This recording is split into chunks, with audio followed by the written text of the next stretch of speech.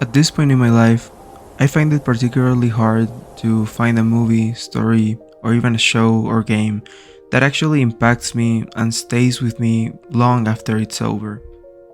I am now a little into adulthood, and maybe it's because of the oversaturation of media in general or me over consuming it a lot, but I just find it hard to connect and remember a series the way I used to do back when I was a teenager and even a kid. I still find shows that I think are amazing in many ways. Last year I watched one of my now all-time favorites, The Haunting of Hill House, but it's way harder and happens way less often than it used to. But among all of this series, one of the most impactful I find is not talked about nearly as often as I thought. It's called March Comes In Like a Lion. I remember discovering this series because of boredom during the pandemic. One day I was bored and scrolling mindlessly through the Netflix catalog when I stumbled onto it. It seemed decently interesting, so I decided to give it a watch. Little did I know I would not be able to drop the series until I saw the very last episode to the date, 5 days later. And I think there is no better way to describe what this series feels like. Its story and, dare I say, aesthetics are something that would stand out if you gave it a watch, but wouldn't stand out if you just passed through it, scrolling like I did. I would even argue that watching the first few minutes you wouldn't be impressed and maybe even drop the series. But if you stick around and let the story intrigue you, it might really catch on. March Comes In Like a Lion tells the story of Kiriyama Rei, a 17-year-old shogi player living alone in Tokyo. It is fundamentally a show about Rei's life and the life of the people around him. It is almost to a certain degree too mundane. To the point I think that might be the reason it's not talked about as much as other more fundamentally stake-driven shows like Vinland Saga, Monsters, or shows with a strong premise like Frieren. But this does not mean that the series has nothing to say, because it isn't a series about one big drama or one overarching arc. It does have arcs, but they feel almost secondary to the main message: to live and to accept life. To find happiness in a life that might not be the one that you had pictured for yourself. And to find love and peace in the people that you are surrounded with by chance. The following section will contain spoilers for the series. It will not contain any big bullet points, but I will be talking about the overarching themes, but still, the purpose of the video is to get more people to watch it. I personally believe that the series is at its heart a story about not letting life and hardship hollow you out. While on the outside it might even seem in some ironic way about another sports anime, it's more about emotional survival. How some people move forwards after years of isolation, grief, and failure. What makes this series so powerful is that at its core, it never argues that life will eventually become perfect, or that the pain that surrounds our protagonist will eventually disappear, but rather that a meaningful, happy life can still emerge even from the pain and grief that he carries. At the start of the series, Rei is emotionally detached from the world around him. As a child, he lost his real family. This is no real spoiler, but I still feel the need to address it. And the family he chose was only connected through shogi, which is like Japanese chess. Though this family initially seems like a salvation from all the loneliness he's experiencing, his talent for shogi eventually ends up becoming his biggest source of alienation. Masachika Koda, his adopted father, creates a rift between him and his step-siblings because he sees Rei as the talent his real kids never had. And by the time the main story begins, he lives alone in a tiny apartment. What as a kid was his passion has become his only means of survival. And at the start of the story he lives mechanically and he's constantly grieving, only to continue playing shogi another day. This emotional numbness that I'm describing is important because it is the first central theme that carries throughout Season 1. The grief that comes from realizing your life may never truly resemble what you wanted, Although initially he chose shogi because he loved playing it with his real father, after being adopted it became both his escape and his prison. Many stories present exceptional talent as liberating, but through the eyes of the series, March Comes In Like a Lion presents talent almost as an isolating feat. Rei's skill distances him from others, especially his family, and shogi forces him into an adult life early, before he wanted to live it. What really impacted me on my first watch was that this show never really frames this realization he comes to as the end of Rei's life. Instead, it asks you, can he find happiness and peace even though his life has turned out fundamentally tragic?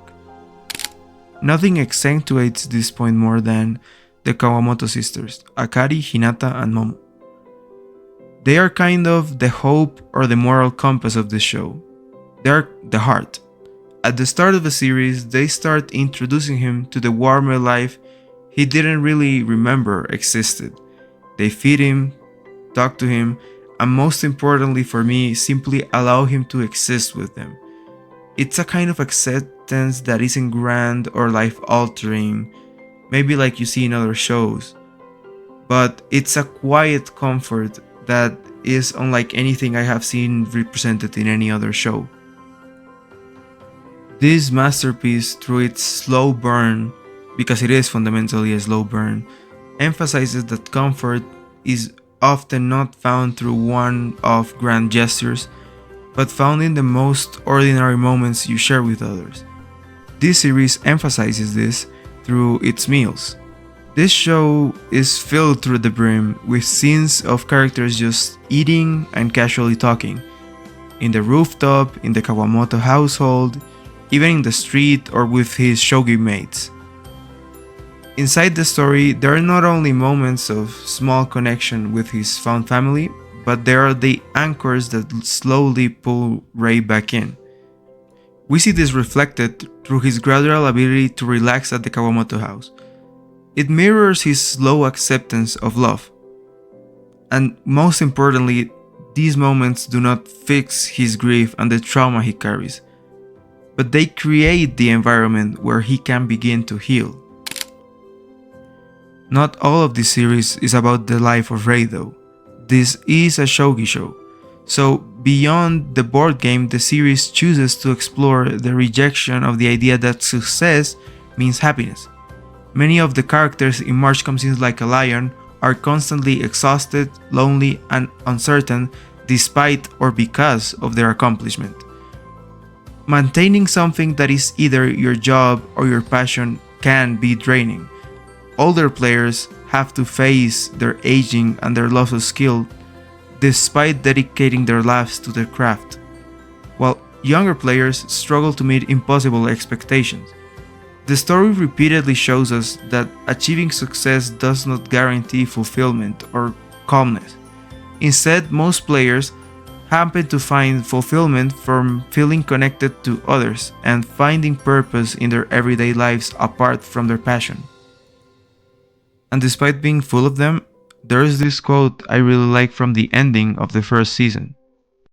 僕が変わったわけではない。そして、周りが変わってくれたわけでもない。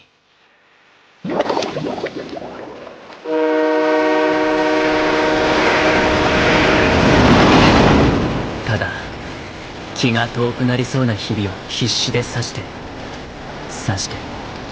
ただ刺し続けているうちに、ある日ふと、同じ光の差す方へ向かう人たちと一緒に旅をしていることに気づいた。In this quote, Rei is really talking about shogi, but I genuinely remember it pretty often. It's like saying, no matter the life you chose, you will find other people, and you are all together in this ride. And I think that is the main theme of the series.